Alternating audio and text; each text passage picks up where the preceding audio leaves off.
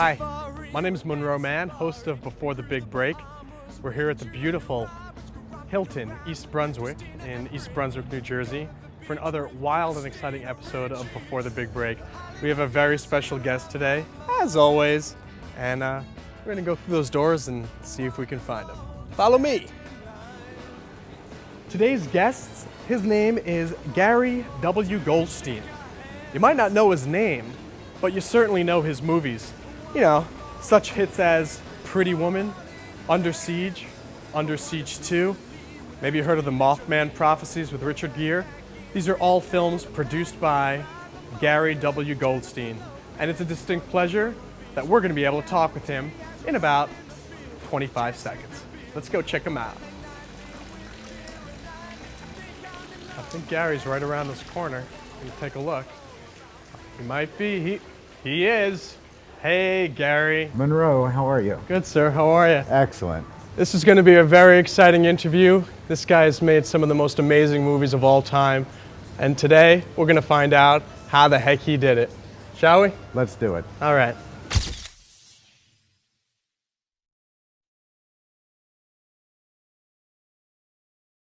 Gary, I think it's appropriate to start at the beginning, because you've come such a long way over the years. So I guess my first question is, how did you get into producing? Well, it's interesting, Monroe. I think every career is an evolution. It's a lot of steps. And I will start by telling you, I have the most unplanned life of anyone you'll ever meet. This was not well honed. I was living in San Francisco. I was a lawyer. I thought I was going to be a great criminal defense lawyer. I was ill-suited, to say the least. It was a terrible marriage of temperament and career. When I was thinking about what were my passions, because that's really what this is all about. You're not going to excel at anything unless you're passionate about it. You have to learn the skills, you have to learn some, network with people, and you have to do many things, but unless you're passionate, if you don't have a driver. And when I thought about, okay, I'm not going to be a lawyer, what will I be? The things that I always loved were writers and writing. I loved to write, and I always loved writers. One of my heroes was Maxwell Perkins, who, for those who don't know, was unquestionably the greatest editor of the last century. He discovered all of the great American novelists of that time and nurtured them. He was their father figure. And I thought, with all due humility, if I could be a little bit of Maxwell Perkins, but in the film area, because I love film. If I could come down and work with writers and discover and nurture and develop great young talent, that would be a gift. So I moved from San Francisco to LA, rented offices, hired a secretary, rented furniture, stared at my telephone, and it did not ring once the whole day. And Sounds like most startup businesses, as any entrepreneurs listening can relate. Absolutely. There was a piece to my plan that was missing. I went back out, and whether it was at the 7-Eleven or on the tennis court, I told everybody, I manage writers. I actually stopped saying that because back in the early 80s when I moved here, managers were plentiful, but they worked with actors, not with writers or writer-directors. I wanted to work with writers and directors. So I simply said, I represent. And slowly I gained clients. They were not great clients.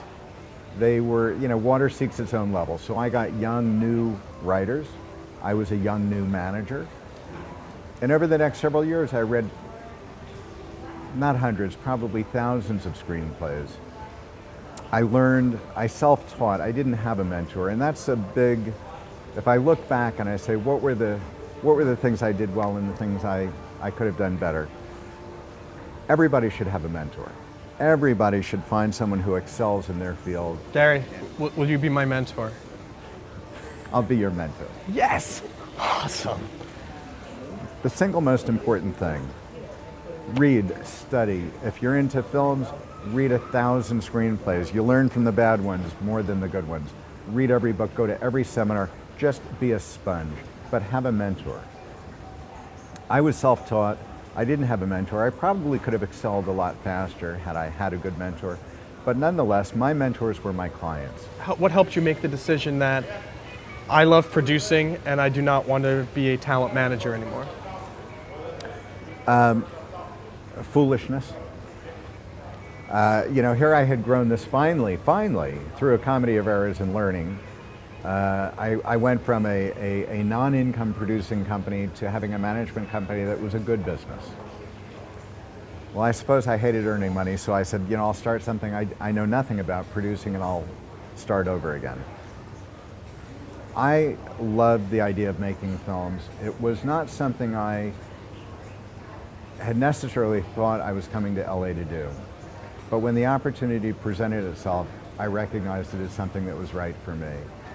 Representing writers, I still love working with writers to this day, but as a producer, not as a representative.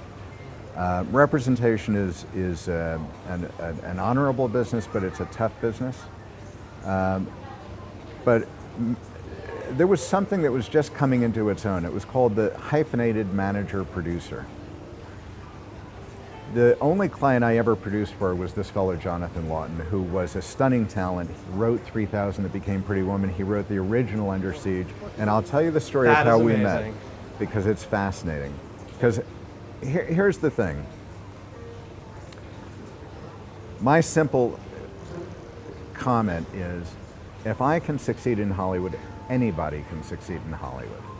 I came to LA, I did not know a single person.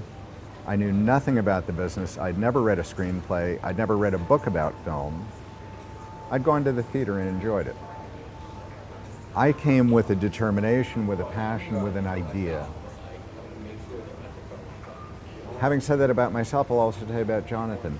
Jonathan Lawton, who is the celebrated, very successful writer today, when I met him, he was 23 years old, living in a one-room apartment in a not-so-great area of Hollywood. He had written a few scripts. No one had ever read them. I had bought a Macintosh computer in 1983, the first one of the first. And it sat in a box because I was intimidated by it. And I didn't even want to plug it in. So I called a writer and I said, you have one of these things. Who taught you how to do it? And she said, this guy, Jonathan. So I call up Jonathan Lawton. He comes and he spends 3 weeks in my office. We become friends. I tell him everything about my business and my life and what I need. And he programs this machine and he plugs it in and it's fabulous.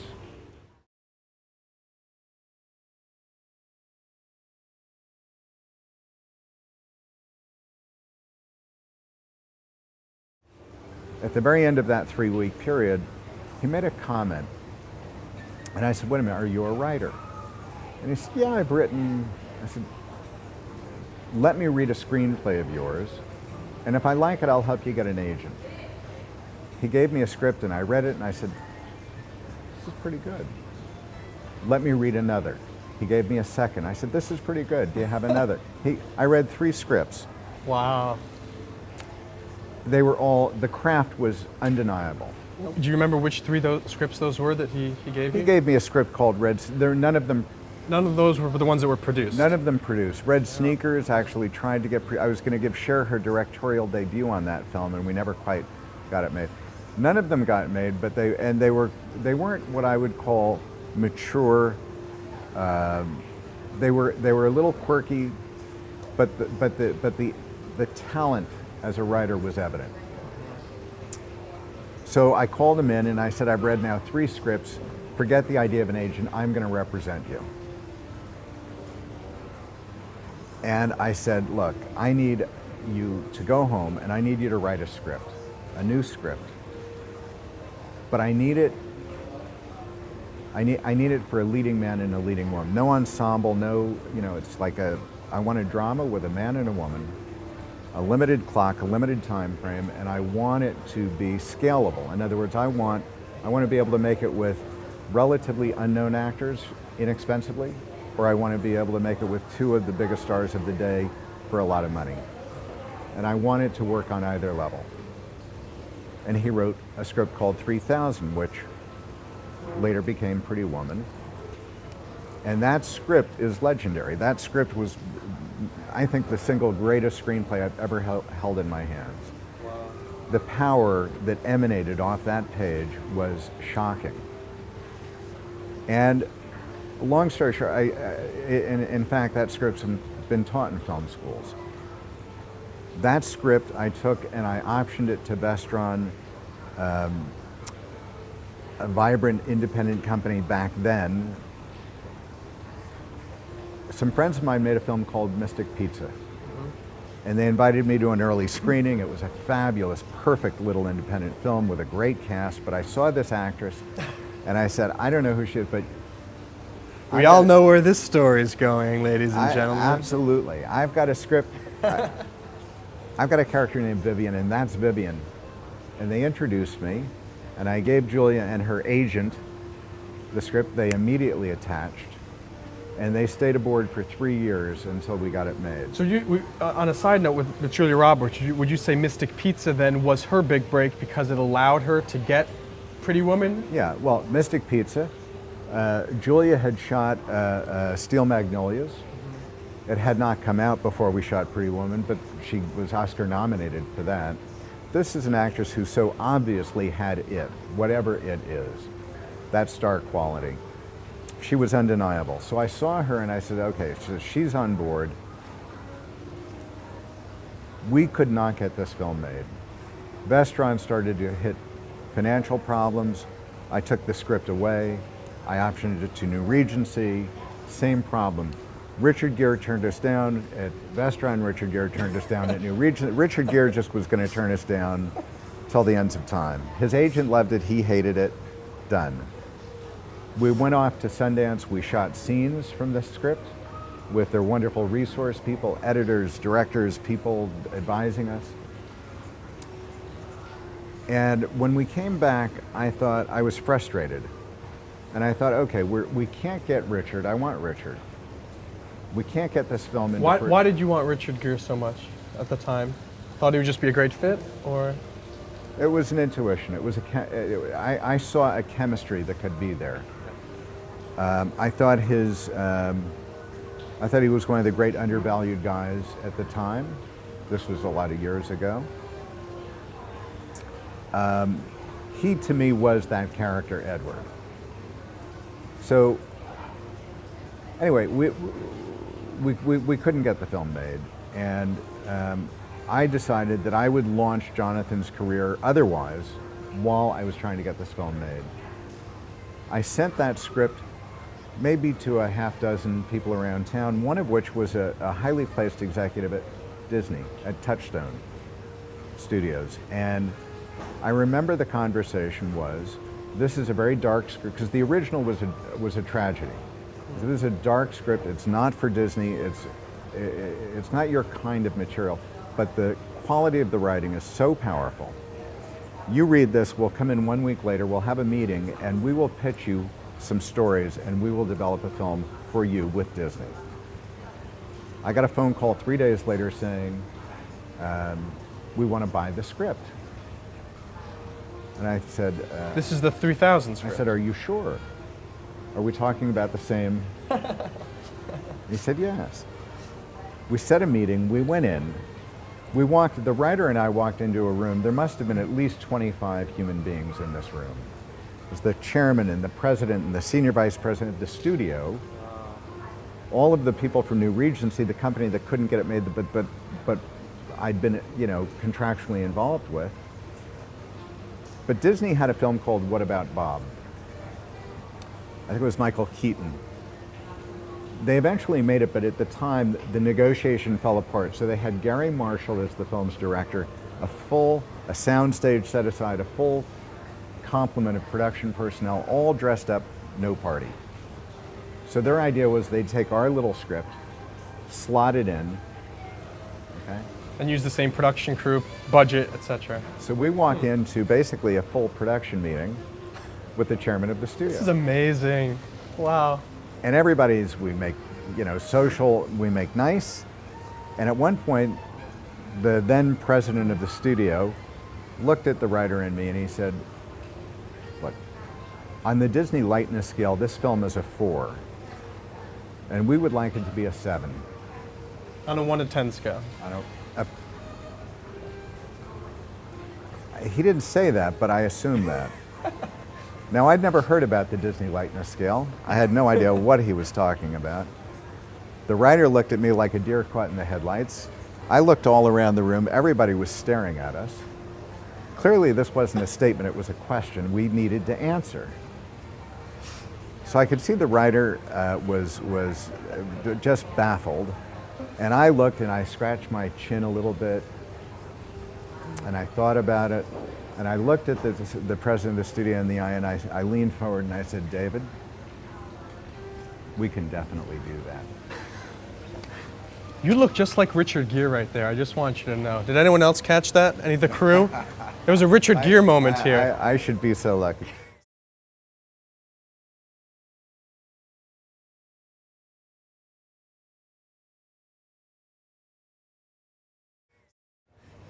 Long story short, we leave the meeting, everybody's happy, and we walk across the parking lot, and the writer, out of earshot of everyone else, says, what just happened? What did we just do? And I said, we just made a deal to get your first studio film produced. Wow. But here's what's key. Jonathan was such an extraordinary writer. If you compare the original script, which is a drama, to the film that was produced, they're the same film. The structure was so taut, the characters so well defined, the dialogue so excellent, the pacing, that all he had to do was simply turn it on its axis to transform it into a comedy. It's fundamentally the same film, but with a happy ending. Now, having said that, I give enormous credit. We had the greatest director ever for that film, Jerry Marshall. No one understands comedy better. No one could improv little magical moments better. We had a fabulous cast. We had a great crew. We were very blessed. But everything starts with the screenplay. And we had such an excellent script. They brought in other writers. It got changed. Ultimately, it got brought back to almost its original form, evidenced by Jonathan getting sole story by sole screenplay credit. But that experience was absolutely, we were very fortunate. Jeffrey Katzenberg, we said, we need Richard Gere. He's turned us down. You know, we've asked this guy to... Jeffrey Katzenberg was the head of Disney at the time? At the time. Mm-hmm. And, you know, we said, we've asked this girl to the prom, and she's not going. So whatever it takes, and he took Richard into a room, and whatever it took is what he did, and we got him. I guess we have to have another interview with Jeffrey Katzenberg to find out what happened behind closed doors.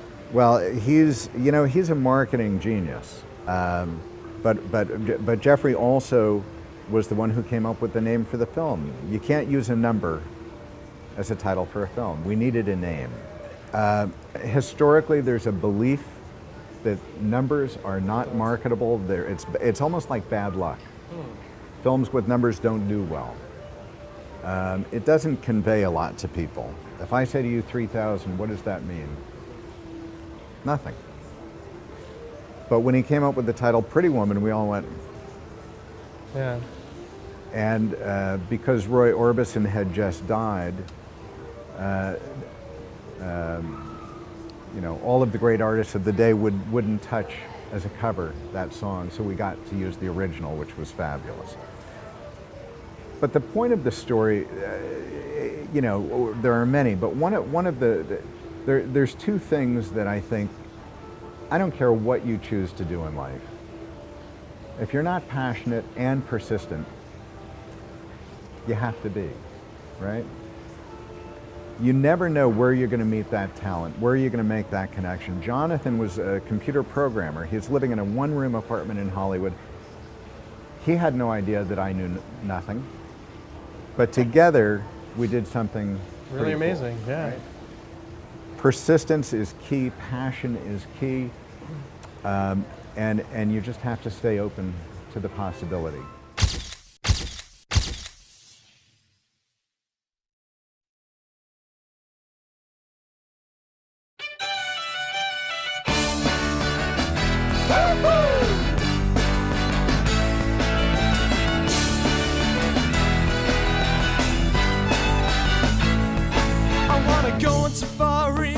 a safari and cruise the Bahamas with Julia Roberts. Go romping around with Christina and Brittany and go to the beach with Christina Ricci. The Hollywood girls are on my mind. I want them all to stand in line. I want them all to shake our hands. I want them all to be crazy morning fans. I want to tour Italy with Angelina Jolie and go backpacking with Anna Paquin. Ride my moped with Jennifer Lopez and go to the movies with Cameron Diaz. And run in the fields with Jessica Biel. I want to hang nightly with Keira Knightley. I think I'm in love with Anna Kournikova. I want to know more about Mandy Moore and Cova. The Hollywood girls are on my mind. I want them all to stand in line. I want them all to shake our hands. I want them all to be crazy more.